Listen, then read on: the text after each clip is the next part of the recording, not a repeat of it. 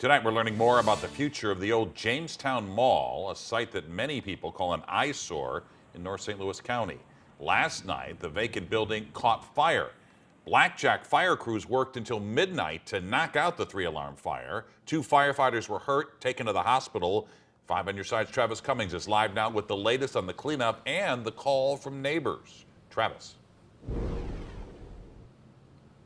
Mike, the firefighters who were hurt are out of the hospital and are doing just fine. We learned that this afternoon. Meanwhile, back here at the property, the St. Louis County Port Authority, which owns the property, have boarded up. They also held a meeting this afternoon. We listened in on that, where they discussed the approval of St. Louis County funds to approve the demolition process. The people who have to pass this eyesore every day are pressing for progress.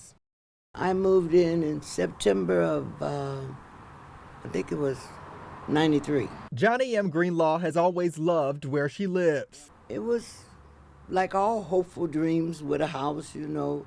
Everybody was real friendly. One of her favorite memories of living in North St. Louis County, her exercise routine. Walk over to the mall, walk around the mall, then rest at the food court. Unfortunately, you would buy stuff at the food court, and then I'd walk it back off to come back home.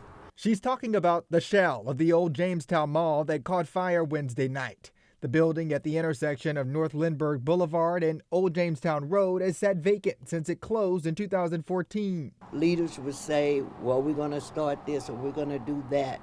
And it just kept dragging on until I stopped going to the meeting. This is a very expensive process to undertake. And the initial effort has been ongoing for several years, trying to identify the funding.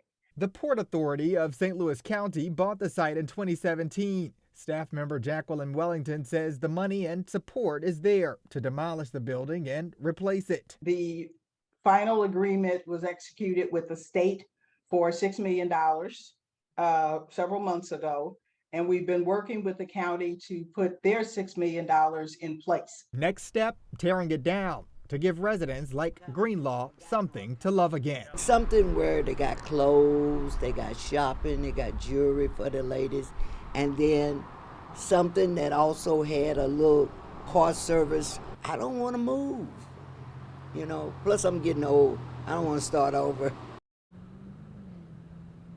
The Port Authority formally accepted $6 million from the county in their meeting this afternoon to go along with another $6 million from the state.